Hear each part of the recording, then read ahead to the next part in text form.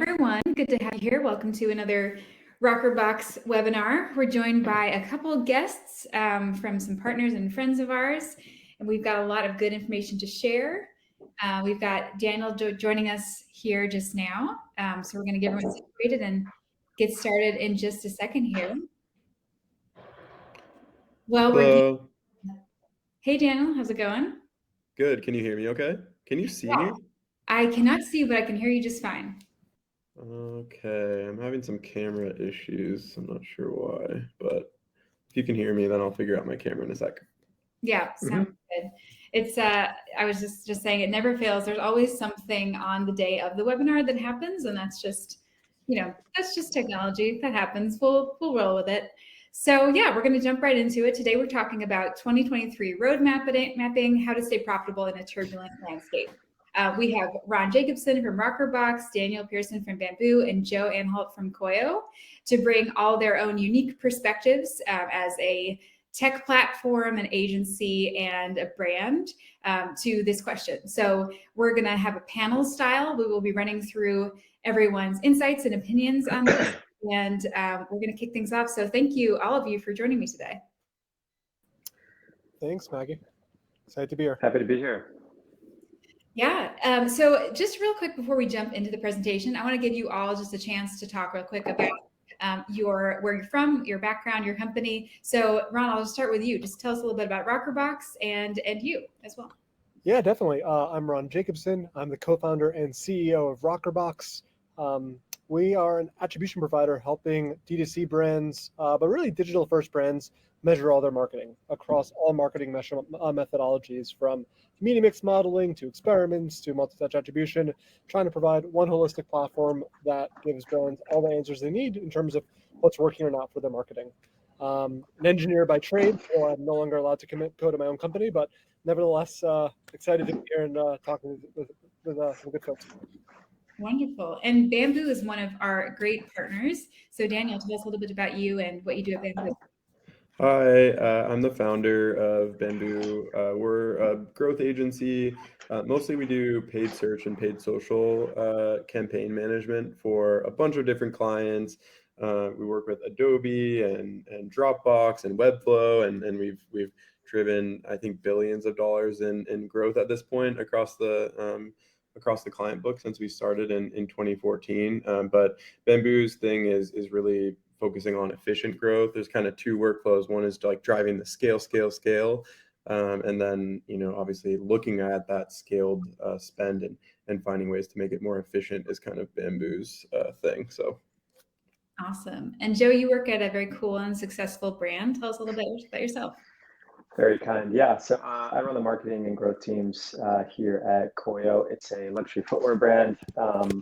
In our office today, actually, which is fun because I'm just surrounded by, which you can't see because it's blurred out, but like really nice shoes. This is a loafer coming out in a few weeks. Yeah, I've been working in the D2C space for the past 6 to 8 years, most recently with Koio for the past 5. And trying to become the next best thing in luxury footwear. Awesome. Great to have you all here. We're really going to jump right into it. We've got 9 questions here today, all really relevant, really current. So the first one, let's just talk to me about this shift from growth to profitability in the current climate. Why did it happen, and how should businesses change their mindset? And I'm going to kick it off with Daniel for that. Yeah, I think the big shift we've seen, especially since the Fed started raising interest rates and money is not free anymore. I think a lot of us on the marketing side have to be accountable for unit economic math. A lot of our clients are pressuring us to shorten payback periods and be more thoughtful about CAC numbers, and so we're seeing a massive shift to profitability, even sometimes ahead of growth. Some clients brands are saying they're okay, potentially staying the same size or growing slower as long as they're growing more efficiently and more profitably. So that's definitely a huge thing we're seeing across the book. Ron, I'd love to hear your take as well. Yeah, I mean, I would echo that. Rockerbox works with hundreds of direct-to-consumer and e-commerce brands, and we're hearing this across the board. I was on a call literally last week with a company that grew 100% year over year last year. This year, they're perfectly content with 35% as long as it's profitable. And it's actually just an amazing fundamental change because, like, it's not the marketing team that can decide that, right? That has to come from marketing to leadership to investors if it's a venture funded company. So just to see such a frankly like inflection in terms of how all those different constituents are viewing companies and viewing what the expectations are literally in like 6-12 months, like it was a really short period. It's really day and night. So yeah, more important than ever that every dollar is profitable, that you're only investing in channels that are working, that you have great partners, agencies, that you're not wasting money. So it's good. It's how things should be. Money should not be wasted. Joe, you're nodding your head. Does that ring true for you as a brand, and other thoughts? Yeah, totally. Reiterating everything these two guys have said. We're feeling the pressure, obviously, from our investors. So we're venture backed, and yeah, it's not about grow. It's about how quickly can we reach profitability, right? If that means growing at only 20-30% as opposed to our average of like 65-70, that's fine, right? So really hyper focused on the bottom line, makes decision making actually a little bit easier, which I know we'll get into a bit later, but if this initiative, whether it's a new tech product or a new physical product or a new hire, if they don't black and white, drive revenue or incremental revenue, then it's a no for us, right? So that's been quite nice, just to speed up that process. But yeah, hyper focused on profitability. Cash isn't as easy to come by as it once used to be. Everyone is tightening their belts. It's interesting to see this across just everything and everyone, right? Even you see this in the big tech businesses, and you also see it in consumers' own homes, right? Just maybe not going to buy that carton of eggs because it's $9, right? So the same fundamentals across such a wide variety of, yeah, whatever you want to call it, consumer products and demands and things like that. I love what you said there about how, when you're in that situation, it can make decision making easier because you're forced to focus only on what's really working. And kind of going off of that, we're going to jump into question 2. What are the most KPIs to focus on in this current climate, and how should you adjust your strategy to hit them? And you touched a little bit on that. So yeah, go ahead. Yeah. Quite simply, it is, are we running a profitable business each month, right? How close are we to net profitability, right? That EBITDA number. What is our burn rate, and how do we mitigate that as quickly as we can? Whether it's through, cutting softwares that we're just unclear if they're actually driving revenue for us. If it's side projects that we're going to shape out in 2 to 3 years, it's not going to have an immediate impact on the business. So we're cutting that. And then also to Daniel's point at the top, in terms of our performance marketing, all the testing and experimentation, we're doing it, just not as much, right? What used to be 15-20% of our budget is now 5-10%, right? Those new channel tests that we were doing, instead of maybe 2 a month, we're only doing 1 a month, right? And doubling down on the things that are working so we can continue to optimize our CAC, our MER, LTV to CAC as well. All those numbers that have always been important are just more important day in and day out. And it all boils up to, that net profitability number that we're looking at every month to try to achieve. And then Daniel, from your standpoint as an agency, what's your take on this question? Yeah, I like how Joe's talking about kind of business level in calendar month profitability metrics. On the growth side, Bamboo isn't looking as much at like warehousing costs and shipping costs and all the stuff that Joe has to deal with. But we're looking at things on a cohorted basis across the client book. So if we're paying a certain amount to acquire a customer for our clients, how quickly do they pay back on like a unit economic basis? So I think there's business level like growth efficiency metrics. Joe mentioned marketing efficiency ratio, and we kind of have like an altered version of that we use for Bamboo clients that kind of makes sure we keep an eye on business level results. But yeah, we look at the profitability metrics just on a more cohorted basis where we're trying to bake in those costs over time, whereas Joe's kind of like talking about real accounting stuff per month profitability. And then Ron, you're on the side of the platform that's helping people measure these things. Yeah, I mean, I think the other side of the questions around like how do you adjust your strategy to hit them, and I think that's is kind of the other side of the same coin. What we see happening is it kind of aligns with what Joe mentioned as well, but less testing into sort of experimental channels, less testing into some of those historically harder to measure channels, and really doubling down on kind of two core areas. One, we kind of call them like those workhorse channels, generally, frankly, Facebook and Google, which just like taxes never go away, Facebook and Google need to always drive some performance, and also free channels. If it's email or influencers, or not necessarily free in the sense that there's no cost behind it, but potentially ones that can be more unique to your brand, more leverage with your brand, more associated with kind of your company. Influencers is actually kind of interesting these days. We see more and more of our customers looking to kind of get those costs into Rockerbox because influencers are sometimes uniquely tied to their brand.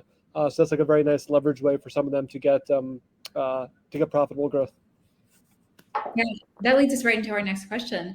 Talk to me a little bit about why advertising is still relevant, right? Advertising and marketing is still relevant even in an economic downturn. And I'll start off with Ron. Listen, there's like the basketball lines are like, the best offense is a good defense, but to be frank, you need to be growing, right? And you need to be getting in front of prospects. You need to be getting in front of net new customers. You can't stop trying to grow just because the economy is in a bad position. You still have to, play offense. In terms of top of funnel strategies, I mean, it's kind of what I outlined before. Your Facebook, Google are still killing it. But it's not as if brands are just like saying, hey, we're going from 100 to 0. It's really just, I need to analyze every dollar I spend really, really, really deeply, and know down to the most granular level that I can, is that creative, campaign, ad group, whatever that is, what is working. So I think it's more that just in the past, it was kind of easy, right? Like the past couple of years, you could kind of throw stuff on the wall and enough work that everyone was kind of happy and we all kind of felt good about ourselves. That's just not the case anymore. Now it's every single dollar is accountable. And because of that, you need to look at every single kind of entity in your marketing across all your marketing channels and figure out where's there the most kind of juice to be squeezed. Daniel, what's your take on that? Yeah, one other interesting dynamic. I know Ron's talking kind of about like the macroeconomic stuff, like we're seeing interest rates go up and money isn't free anymore. The other kind of double whammy that has hit us is all the ATT iOS changes that have happened. So in the past, a lot of performance marketers could look at channel efficiency metrics, like in the channel, and that would kind of be the business efficiency metrics. They would be correlated much more strongly, right?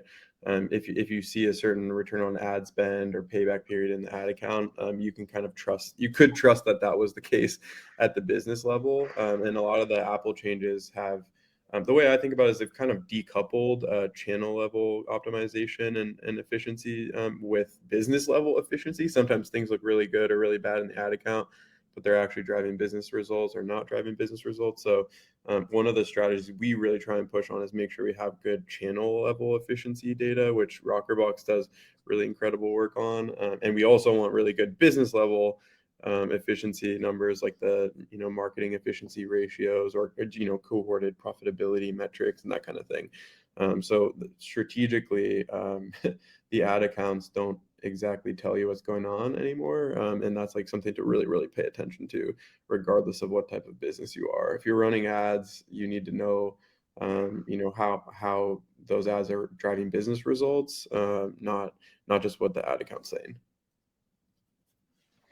Yeah, totally. And we're still faced with that challenge, right? Understanding the in-platform analytics and is this actually driving growth for us, right? It's relatively easy for us because we are still limited in terms of our paid acquisition channels, right? It's kind of the big two that Ron spoke to, Meta and Google, right? And also, and on Google, most of it is just kind of branded stuff, right? So it really is kind of that retargeting or people who found us through organic channels.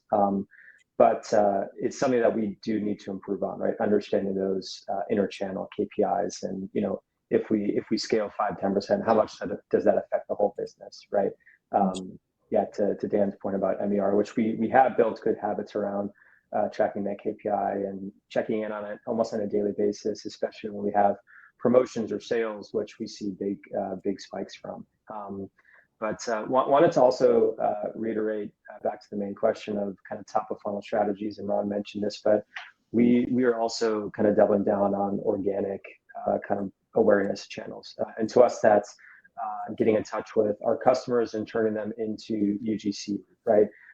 It's working with influencers that maybe we've paid in the past and asking, hey, would you mind just shooting a few images for us just for gifting, right?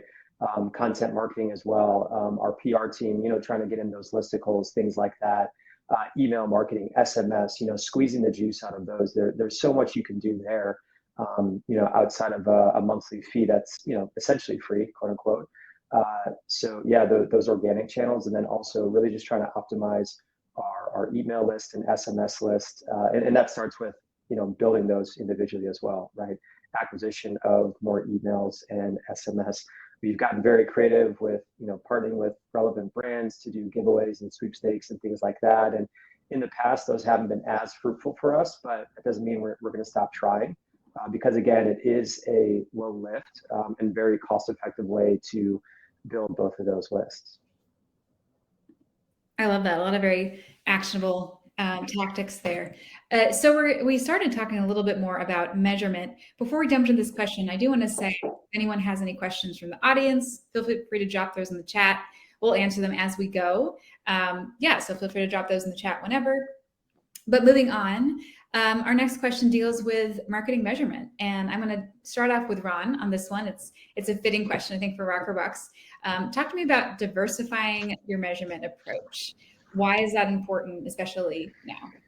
Well, not just because it aligns very well with Rockerbox's positioning, but besides that, just candidly, I think if we all step back and we're honest with ourselves, we realize that every approach to measurement has pros and cons. Like, nothing is perfect. And I literally run a marketing measurement company, and I'm the first to say that. And I think there are two different ways that one can approach that. On the one hand, you can say, well, nothing's perfect, so I'm kind of going to put my head in the sand.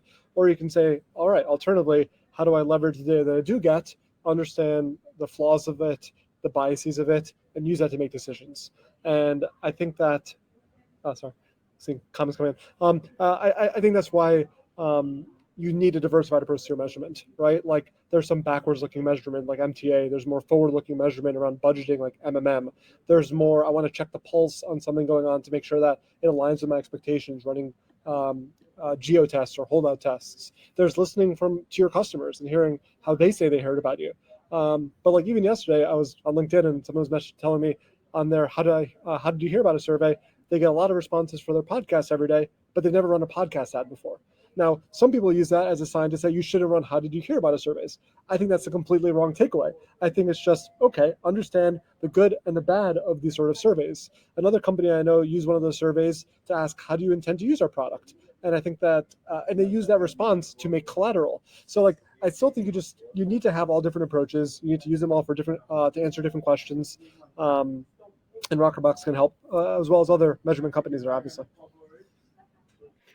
This is kind of what I was talking about channel level optimization versus business level optimization. I'm a really big fan of, if folks aren't familiar with MER, marketing efficiency ratio, you can just Google it. There's thousands of articles about how to look at that at a business level. My crusade is that it shouldn't be called marketing efficiency ratio. It should just be called growth efficiency ratio, because some of the growth comes from marketing, some of it comes from organic, some of it comes from product, but it is just growth. And so I think that's the right way to think about it. I see the question from Gavin about how do we measure walled gardens and YouTube. If you do have a close eye on your business level, like growth efficiency metrics, you can see the impact of any channel, whether you're, even if you were a coffee shop and you passed out flyers the week before and you knew the cost, you could run a growth efficiency report and see how effective or not effective those things are on a cohorted basis. So I think that's the way to go. Just acknowledge, like Ron said, that all of the channel efficiency level views are going to be imperfect. And so if you have lots of different views into the channel level stuff and then your business level, you're going to be as good as you can get. Yeah, I think that's what we're striving for, getting as good as we can get, right? And I think you have to kind of put your scientist hat on and, trust the data, but also verify, right? And test it and retest it. And the more sources of data that you can have, the richer your verification method will be, right? And yeah, this is something that Koio definitely can improve upon. A lot of these tools are, expensive and take some bandwidth that we just don't have right now. And again, back to the top of the conversation, we're just hyper focused on the things that are working and doubling down on. Not to say I shouldn't be having those conversations and doing the cost analysis and the risk analysis and the underwriting, all that stuff. But yeah, you should trust your data, but you should also be verifying it each and every day, so you just feel better about it, right? Yeah, I have another example of a client recently that we were looking at, like channel level efficiency data and multiple different views and the growth efficiency data. This is a travel client, and so they run ad campaigns and do email and have affiliates and all this stuff going, but the conversion cycle is very long because people don't buy until they actually travel, right? So if you're looking at 7-day click, we had one cost per purchase. We ran a native incrementality test on the Meta side, which gives you another view, and we saw that our attributable CACs were 1/3 of what the last click data was.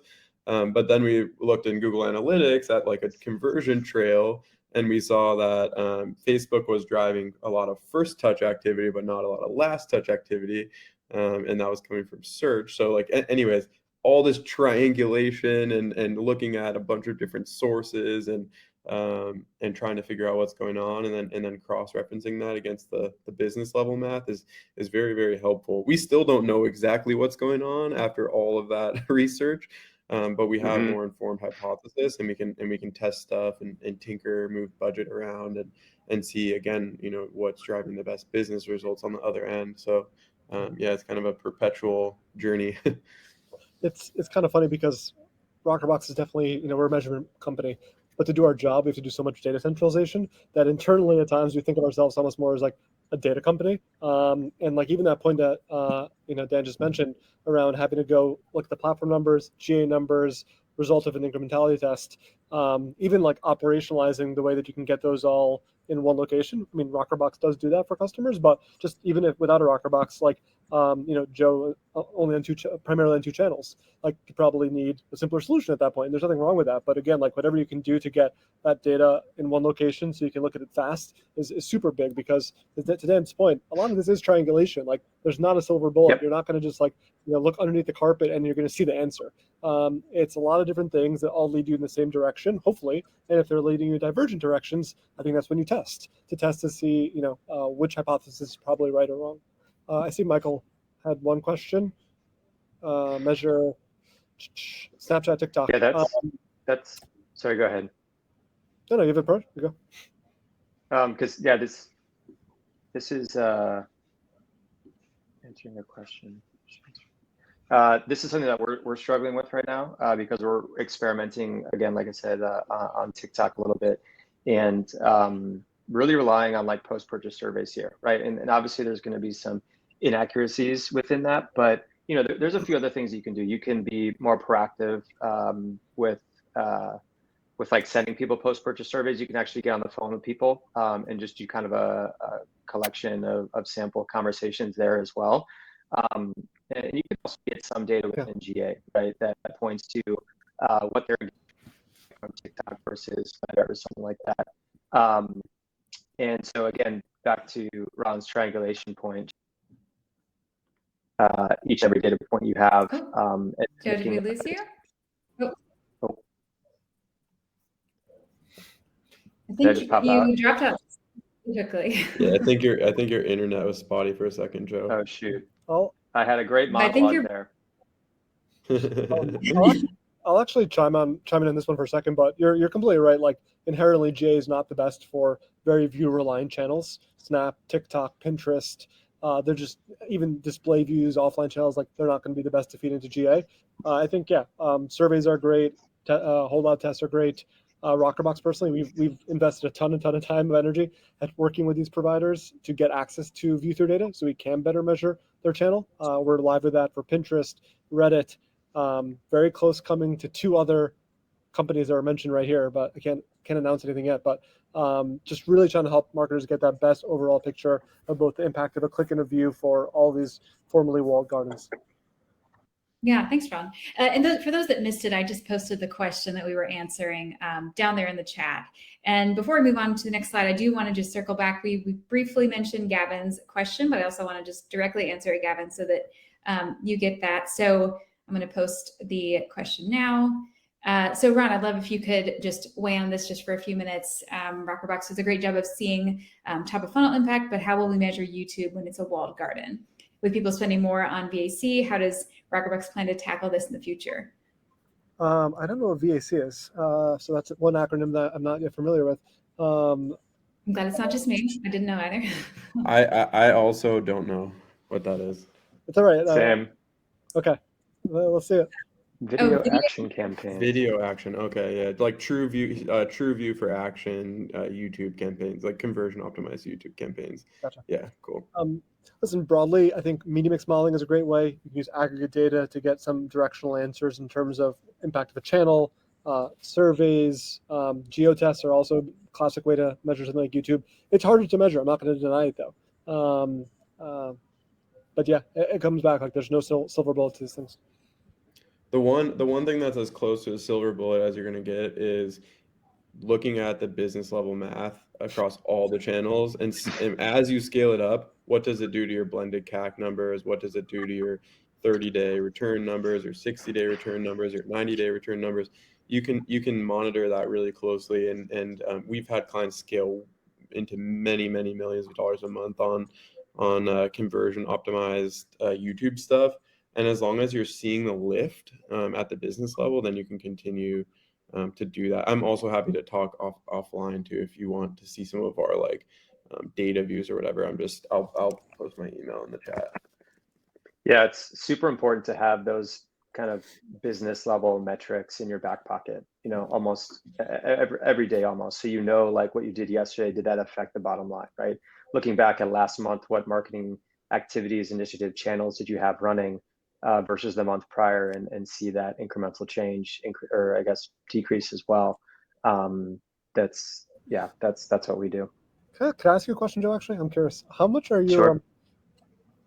From just like a coordination perspective, like what are you doing to make, like, are you trying to minimize how many tests you're running at the same time? Maybe Dan has a perspective on this also, but like we're going to test into one new channel for a 2-week period, or test. I'm just curious, like is that part of your process, thinking through that, like how you kind of test and control, or not really? Yeah, absolutely. So if it's a new channel, we definitely don't test 2 new channels at the same time. If it's a new initiative, like, we did like a morning brew ad placement, that's the only thing happening at that time. And that was also a big enough test where we knew it was going to make waves or not, right? If it's, trying to think of another example, like TikTok, that's been running for a few months now, but minimal spend. And that's been more challenging to measure, right? So again, like the post-purchase, the on-site analytics, and just kind of also just, again, gut checking our numbers or MER, and is it having any significant impact? And right now we can't really tell. So maybe we increase the budgets a bit, right? And see if that does anything. But yeah, it's essentially never testing 2 things at once, especially if they're larger scale things, because then obviously it's a multivariate test and it's even more challenging to understand what's going on. But it's like driving a car, right? We are driving a plane, right? Kind of looking at the vitals, we understand if we add more gas to it. In a Facebook perspective, we understand like where we can push and pull and how that drives a business forward, right? But with any of those new channels, yeah, it just takes a little bit longer.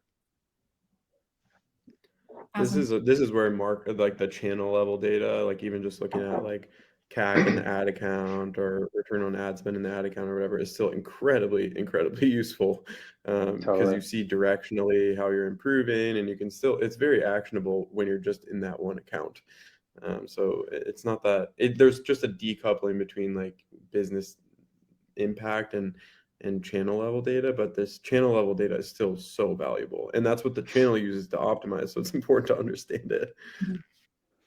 All right, we've got one question here. I think this is for Joe, and then we're going to hard shift to a totally different topic. Or not totally different. No, the next slide's very different. So this question here from Michael, are you then using only MER metric versus ROAS if you couldn't track conversions? So Joe, I'll pass that one to you. For TikTok, we are looking in platform data as well. We don't see a ton of conversions in there, so we are optimizing towards initiate, checkout, and then also just understanding, cost per click, CPM, things like that, and comparing it to other channels.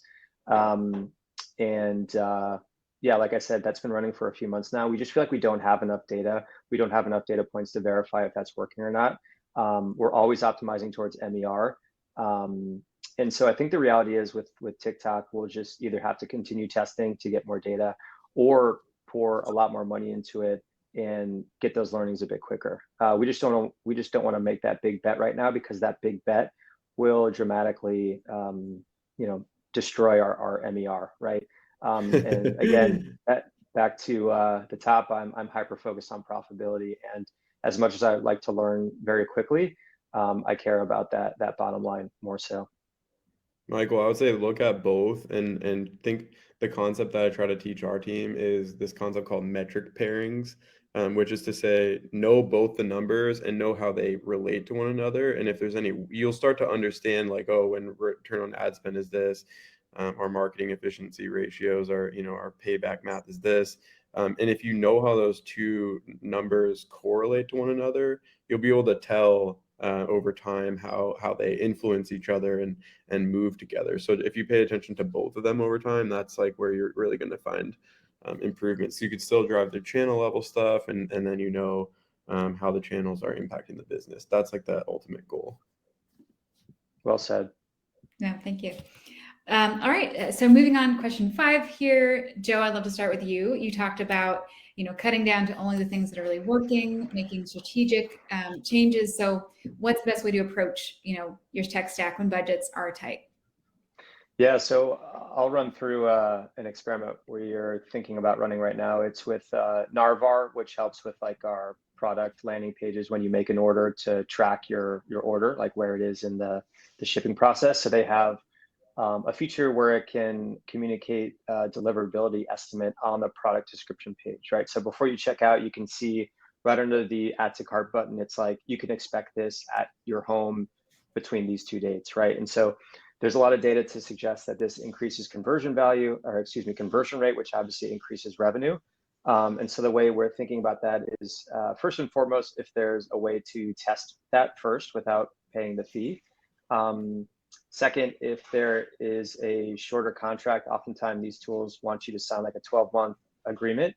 We don't like that, because if it goes south after 2-3 months, then you kind of SOL there, right? So those are kind of the two make or breaks for us right up front.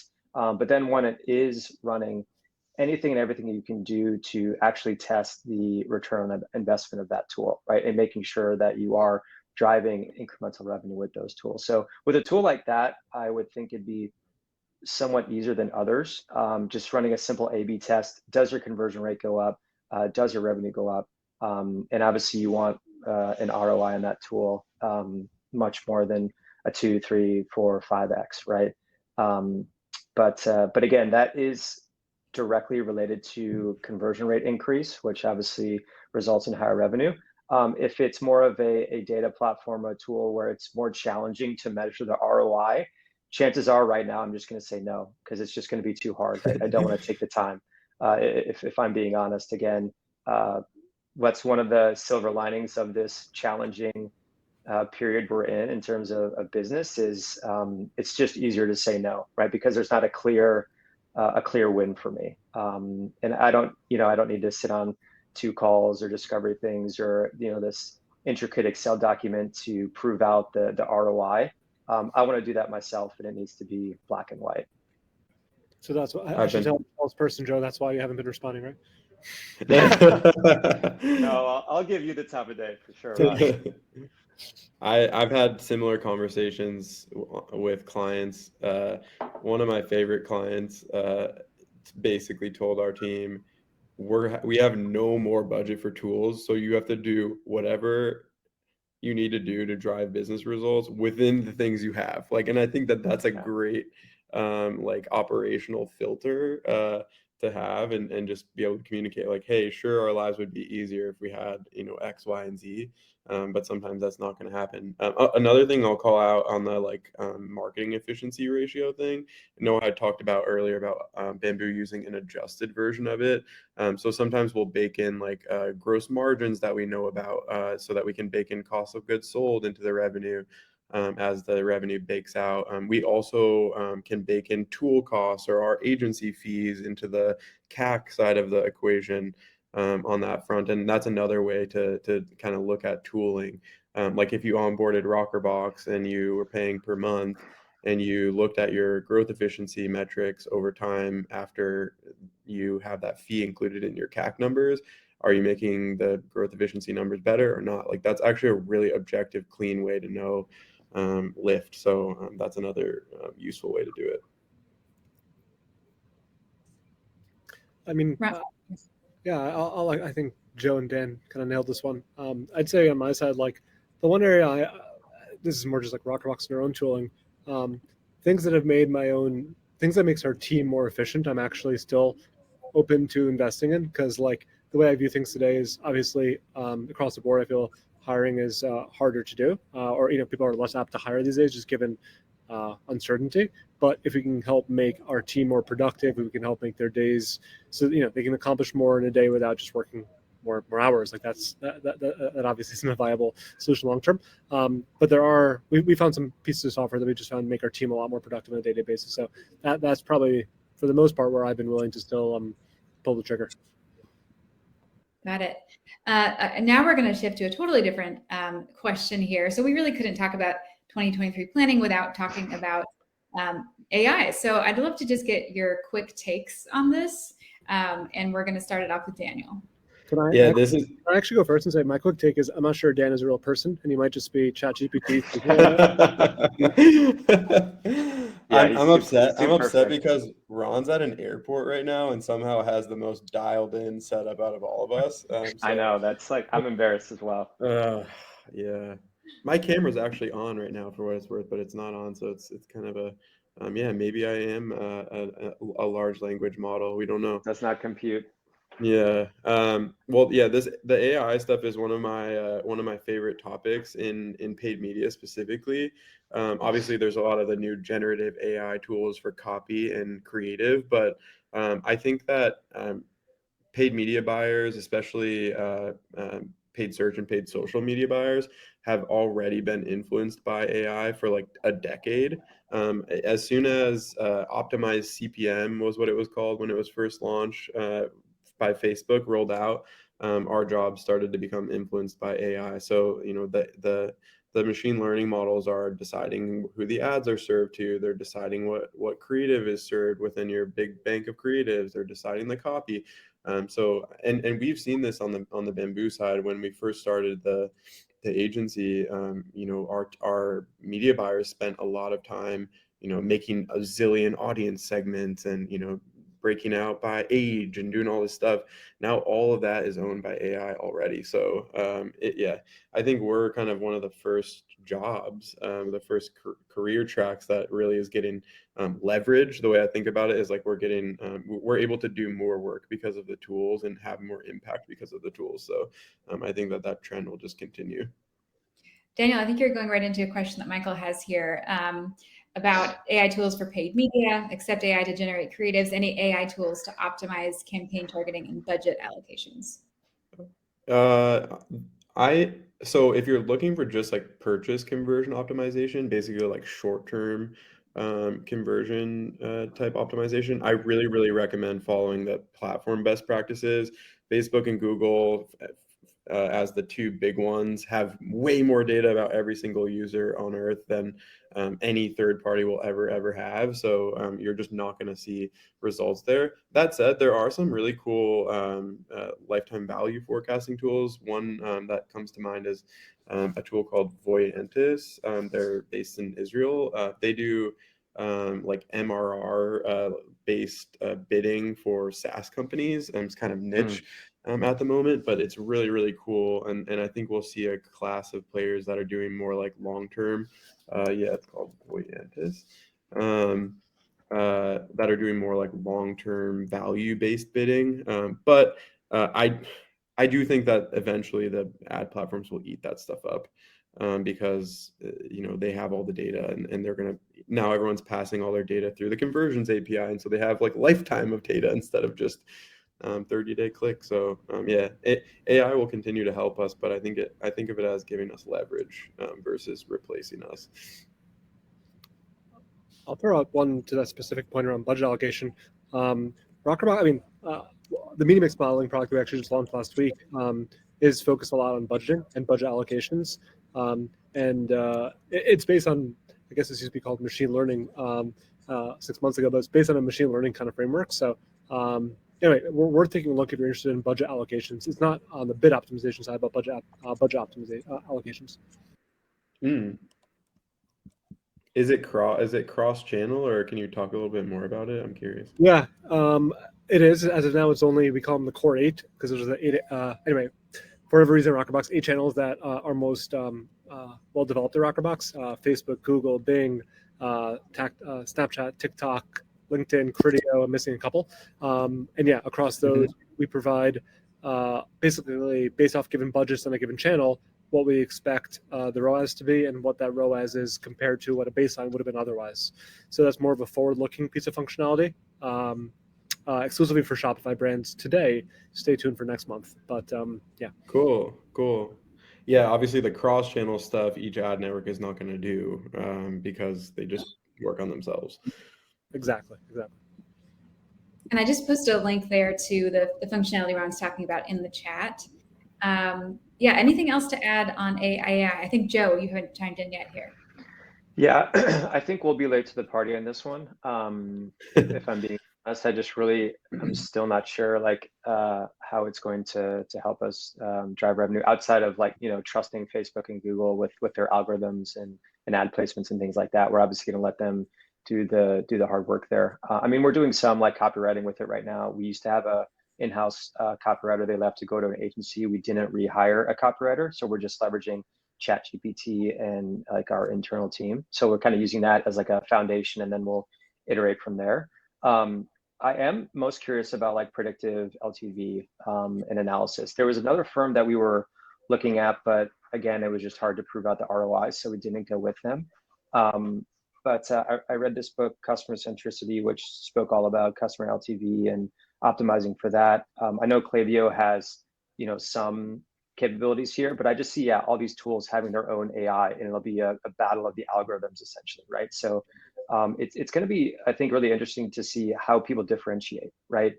There's not going to be a Google of AI, right? It's going to be not even a winner take most. It's going to be so fragmented and segmented, but I feel the quicker you can build your own data warehouse and then have an AI learn from that, the quicker you can leverage that. But sitting on top of somebody else's AI, maybe not as valuable. But long story short, I don't know, and I don't want to think I know or make predictions that will probably be wrong in 2 weeks. But with that said, as soon as we see something that is applicable to our business and that we can see a definitive ROI, we're going to jump on that for sure, or at least experiment with it. All right. Go ahead, Daniel. This is a little bit of a tangent, but I was messing around with one of my friends who was hacking on the ChatGPT. He got API access this weekend. He was building a little app, and he was saying that he was explaining to his parents that there's not going to be one AI, there's going to be millions with all their own personalities, just like you were saying. And we were joking about how you might like your toothbrush in the future, but you might really think that your refrigerator is rude because they can have their own personalities, these existential conversations with you. Everything you touch is going to be not just smart, whatever. It's going to be very, very smart to a point where it might not, you might not get along with it. So we'll see. Man, going to be a weird future. I think we can all agree on. Drop in. Well, we've got just a few more questions here, and also just a few more minutes to do it in. So this question is mostly targeted to Joe, but Daniel and Ron, also feel free to jump in here.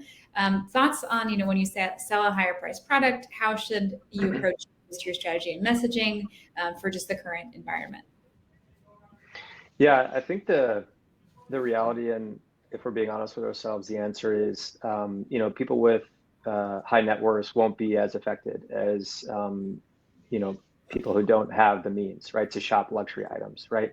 And sure, we're gonna see a downturn, but we're trying to be perceived as this luxury brand, right? And kind of like always increase that perceived value, like pushing our brand up and up and up. And the second you start talking about affordability or price or discount, like really pushing promotions and discounts, that's when you start to lose kind of that equity that you spent years building. So it's a slippery slope. We honestly want to stay away from it. And again, similar to what I was speaking about, doubling down on the channels that work. We want to double down on the value propositions that have worked for us, right? So it's made in Italy, high craftsmanship, high quality, introducing sustainable materials into luxury products. All these things have stayed the same and will stay the same. So it's I guess less creative testing and less position testing and just going back to the things that work in our core DNA as a brand. I know that's not the sexiest answer, but if I'm being honest with myself and our team, that's what we have to do. Yeah, we see more tactically, we see kind of the premium brand type clients definitely abandoning discounts because if the business needs a shift towards profitability and you discount, you're just giving away some of your margin, and you can't do that. And it also, like Joe said, helps the brand to not be discounting a ton.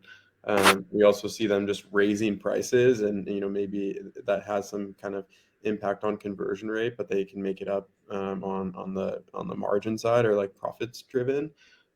So yeah, I mean, you kind of go in the other direction. You don't have to just drive.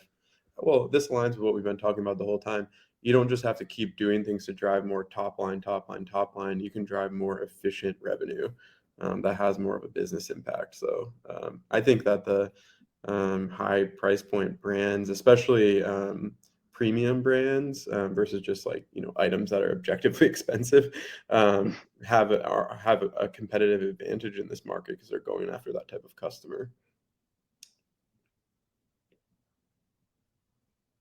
All right, last few questions here. We're going to do kind of a lightning round format. So just quick take from each of you, because we just have just a few more minutes and I want to leave time for any other pending questions that people have. So we all know it's very hard to predict anything, but as well as you can, I'd love to hear your thoughts about predictions for top and emerging platforms over the coming year. What should businesses be testing into or looking at or thinking about over the coming year? So I'm going to start it off with Joe. This one isn't necessarily a platform, but I guess you can kind of, shimmy it there. But we're really starting to experiment more with creators and influencers and just like UGC content. But starting with like our customers first, understanding who of our customers have, some influence within their domain or have a lot of followers or have a particular style that matches with our brand.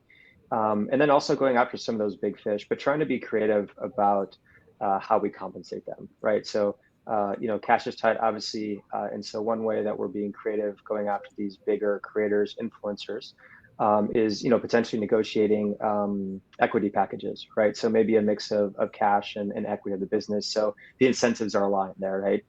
Incentives are always challenging to manage if you're just paying cash for content, right? But if someone actually feels a sense of ownership, literally and figuratively, we believe that the content will follow and the return on investment will be in our favor. So creators and influencers, again, as Facebook and Google become more expensive, have to be creative with negotiating these deals. And every now and again, you can get lucky, right? You look around the D2C landscape, and it's flipping now, where people start with an audience and then they build a brand, as opposed to you've built a brand and you could easily acquire an audience. It's just too expensive. So the Mr. Beasts of the world, the Jake Pauls of the world, the Kardashians, or the OGs of this, they have the audience, which is the hardest thing to acquire. You slap a brand on it and you have a ton of success. So yeah, we're trying to tap into all those success stories out there. Great answer. Daniel, what's your take? Mine is not exciting, but Bamboo definitely focuses on the duopoly we refer to them as in Facebook and Google, and I think in times where everyone's consolidating and trying to just bet on their their trusty proven horses, I think that the core channels will definitely be the top platforms again. In terms of emerging stuff, I know that Joe, Ron, and I are all definitely believers that the duopoly will still have a lot of power over time. Yep. But I did ask some friends while we were prepping for this what they're seeing in terms of like new stuff. Someone mentioned TikTok Spark ads, which basically allow you to market or advertise organic content from TikTok, which aligns with what Joe's saying, which is, find good creators who love the brand and use their content as a means for like increasing conversion rate. So yeah, I think that might be true across. We see that across when we whitelisting pages on the Meta side too. So definitely agree with that one. Well, that's still all my answers. Top, I say Google, Facebook. I'm going to go emerging TikTok. We see clients spending a lot more there. I think measurement's going to get better there coming up, and they have scale. They have measurability. I think creative has historically been their hardest thing, and if you take kind of even what Dan was just saying, the ability to leverage UGC to make TikTok creative easier is, I think, going to be a really big win for them. So, assuming they're not banned from being an app anymore, TikTok is going to have a good year. We also see really, really high scale direct response success on YouTube. I know that's not like a sexy en vogue channel, but the clients who do well on YouTube do very well on YouTube, and the scale is comparable to Facebook in that you can spend an like basically uncapped amount. It's wild. Yeah. All right, final question of the day, our last lightning round. I know we've talked about, brands staying with channels that they know work, staying with the tried and tested workhorse channels. But if businesses do choose to expand into new channels, what's the best way to ensure that worthwhile investment? And we'll kick it off with Ron. Yeah, we talk about this a lot at Rockerbox. For me, the most important thing is you need to know how you're going to measure it. You need to know what success is going to be. The worst thing in my mind is I ran a test and I don't know if it worked or not. It's fine if it fails. It's great if it succeeds. It's not acceptable for the answer to be, I don't know. So just go into it with a measurement approach so that you're not retroactive trying to say, oh, this is how we would have measured it and it looks like it was good. So thumbs up. That's kind of rewriting history. Just plan. It doesn't take much to have a plan for how you're going to actually gauge success or failure of a channel. All right, Daniel, we'll pass it to you. Mine is the same as what I was saying earlier. Have really good channel efficiency numbers and look at really good business efficiency, like growth efficiency numbers, and make sure you understand how they pair together. All right, and Joe, we'll give you the last word. One thing that we always underestimate is how much time and bandwidth it takes to test a channel, right?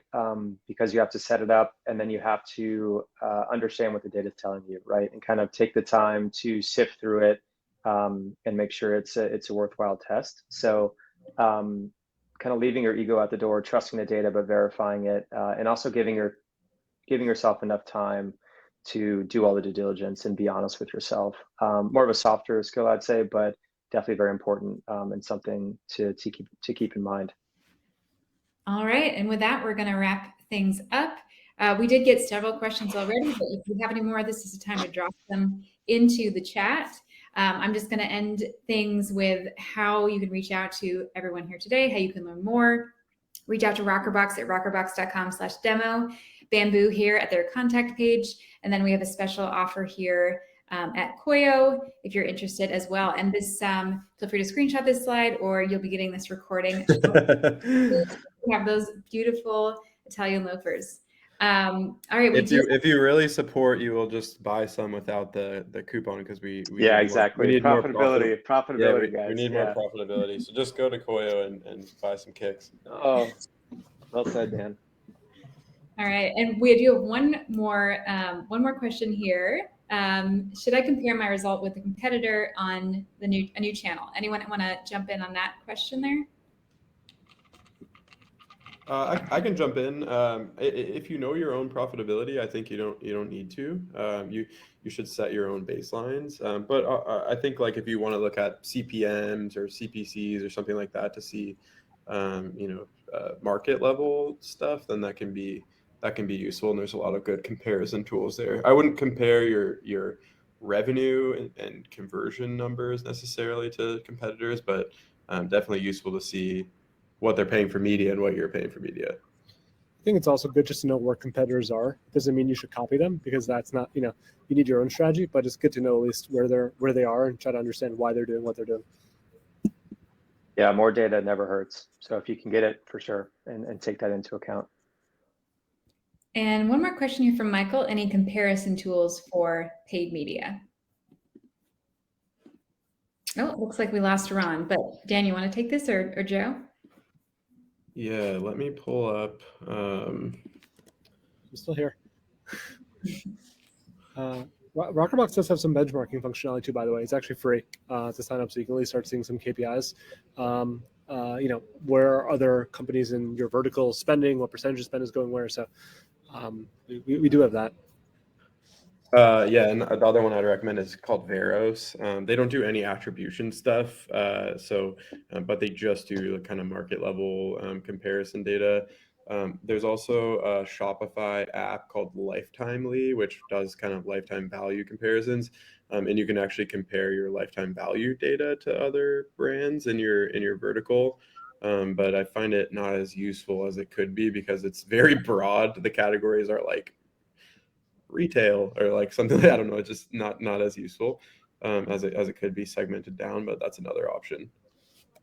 Yeah, we don't use any tools, but just organically we look at what our other competitors are doing specifically on the creative side and take keys from that and either duplicate a creative that they have been running for months and months. Chances are if they're running it for months and months, it's probably working for them. So really just looking around as well and taking some creative inspiration, we call it, from other brands. That's very easy to do. Awesome. I did want to also just post in the chat a sign up page where you can sign up for a free account, which gets you access to those benchmarks that Ron was mentioning. Yes. So quick and easy sign up there. Awesome. All right. Thanks, everyone. This was fun. Yeah. Thanks, everyone. Thanks. This brings us to the end. Daniel, sorry you couldn't join us on video, but it was such a here. So that's the Chat GPT. Thank you guys for having us. This was fun. Bye, everyone. Good one. Bye. Bye, everyone.